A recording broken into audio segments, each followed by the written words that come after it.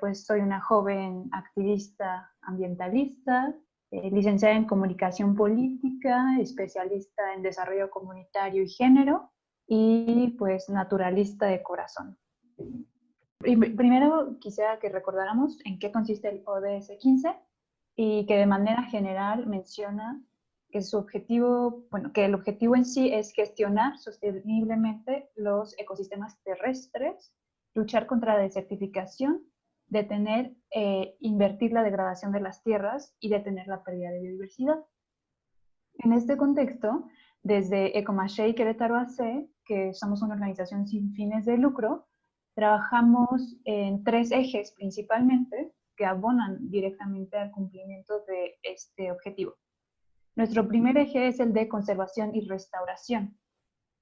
En este lo que hacemos es que trabajamos de manera articulada con gobiernos estatales y locales, municipios o autoridades locales, comunidades y empresas para hacer 2 cosas: monitorear especies y también restaurar ecosistemas prioritarios, que en este caso serían bosques en sus diferentes tipos y humedales, ya sea en contextos rurales o también en contextos urbanos, con el objetivo de detener la pérdida de biodiversidad.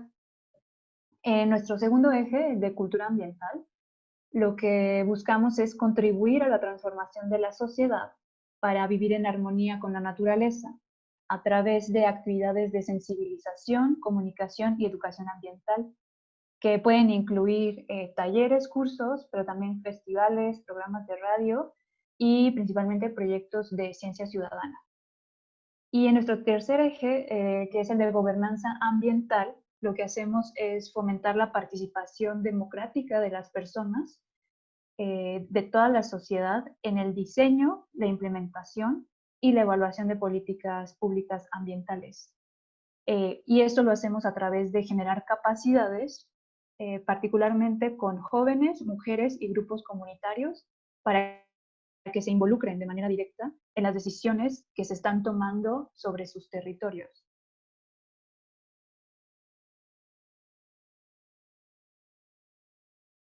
Quisiera plantear un contexto en el que entendamos que la biodiversidad en general, es decir, tanto los ecosistemas como las especies y la diversidad genética, son la base material para la vida humana. Nuestro modo de vida depende directamente que esta biodiversidad, es decir, los ecosistemas, las especies, estén saludables, que haya diversidad genética. La biodiversidad en estos niveles es entonces fuente de alimento, medicinas, combustibles, recursos, sostiene, los materiales, es como lo físico sobre lo cual la vida humana depende.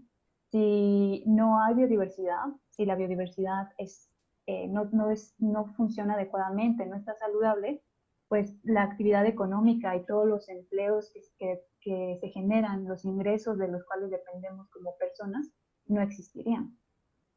Y pues en ese sentido, sabemos que estamos colapsando nuestro sistema de vida. Sobreextraemos recursos, hemos puesto a los ecosistemas y a las especies bajo una presión tan grande que incluso actualmente decimos que vivimos la sexta extinción masiva. Estamos destruyendo la biosfera. Y en ese sentido, la actual crisis planetaria, si la vemos desde un punto de vista antropocéntrico, pues obviamente lo que genera es enormes pérdidas de activos económicos, se pierden oportunidades de medios de subsistencia. Y creo que pues la situación mundial de este momento es un ejemplo clarísimo, ¿no? De cómo el dañar esta biosfera redunda en una crisis sanitaria que también genera una crisis económica, ¿no? Esta crisis sanitaria, entre otras variables, es provocada por una relación negativa entre las personas y la biodiversidad, porque cada vez reducimos el hábitat de las especies por urbanización, el comercio, tráfico ilegal de especies, un contacto excesivo, si podríamos decirlo así, entre personas y vida silvestre, y que generan pandemias como la que vivimos, que las soluciones que los gobiernos están planteando para esta pandemia, pues resulta en una crisis económica que apenas está empezando. Y por eso creo que este ejemplo es clarísimo para mostrar cómo es que si la biosfera no está saludable, no hay vida humana, ¿no? Como, los planes que tengamos a nivel personal, a nivel sociedad, a nivel gobierno, a nivel empresa, no van a suceder, no es posible.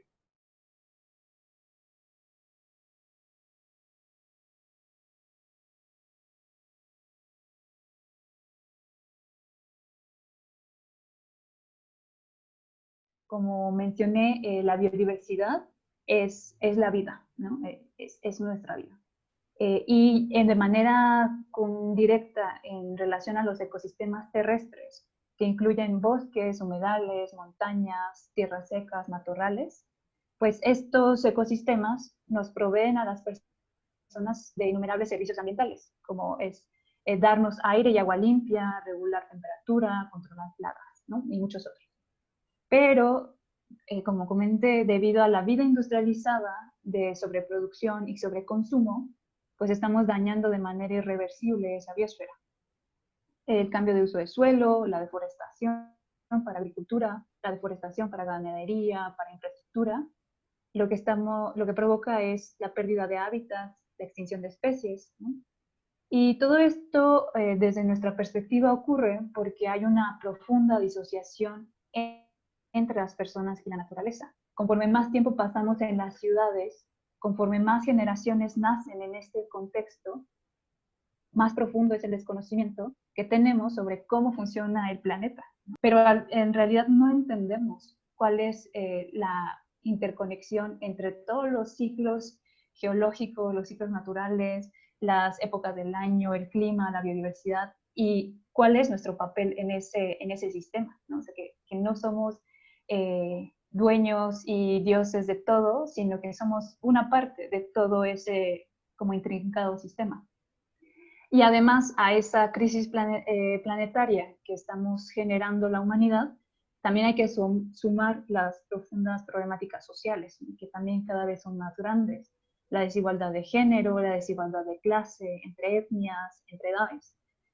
Para Ecomachey, pues como la causa principal, si podríamos decirlo así, de esta crisis civilizatoria, pues es lo que conocemos como modernidad, capitalismo y globalización, que realmente ha sido un gran engaño para la humanidad, que se ha vendido como el desarrollo que deberíamos buscar, pero que ha terminado por ser, pues eso, como la destrucción.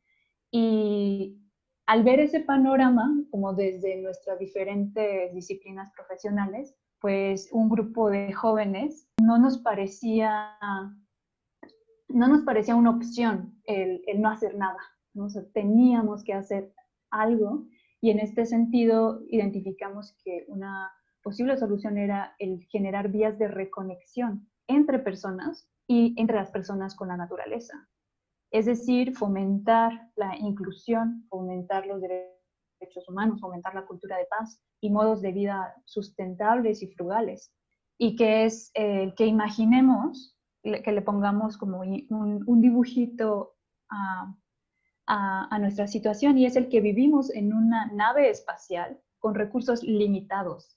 Creo que ese también es uno de los grandes engaños, el que pensemos que hay fuentes de energías renovables y recursos ilimitados. No, realmente vivimos en un planeta que tiene ciertos ciclos que puede proporcionarnos ciertos recursos a todos los seres, o sea, porque también tenemos que tener en cuenta eso, que sí debemos racionar y repartir de manera equitativa los recursos, no solo para la gente que vive ahorita, sino para las generaciones futuras, pero también para todas las especies. O sea, también necesitamos ya dejar de ver, eh, como de tener esta perspectiva tan centrada en la humanidad.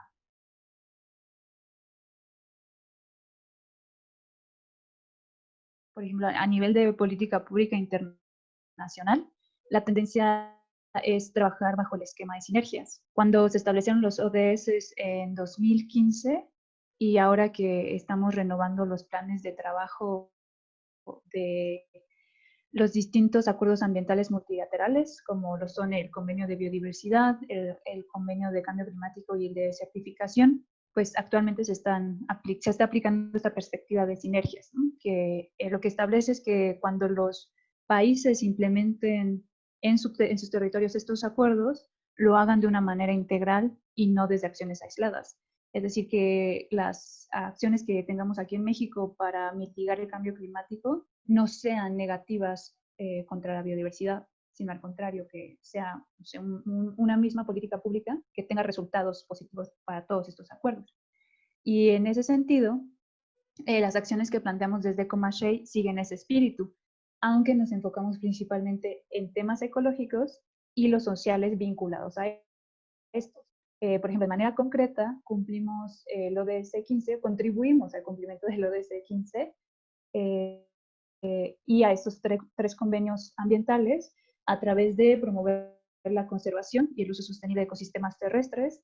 Promovemos el fin de la deforestación, concientizando a la población sobre la importancia de ya no tirar ni un árbol más, sino de utilizar de manera inteligente los espacios que ya han sido dañados.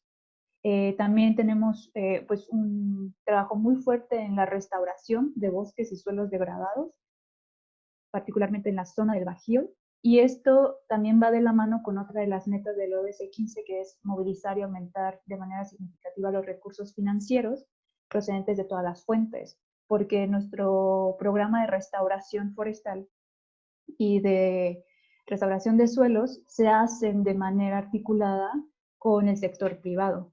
Es decir, empresas invierten recursos financieros para que estas actividades se lleven a cabo y se hacen también de manera articulada con los gobiernos estatales y locales, porque también necesitamos que se comprometan a resguardar ese trabajo que se está haciendo. Capacitamos a personas, creamos capacidades en las personas para que participen en la toma de decisiones de sus localidades, de sus municipios, y con lo que buscamos con esto es que presionen y vigilen a sus gobiernos locales para que realmente consideren, integren de manera efectiva la biodiversidad en su planificación.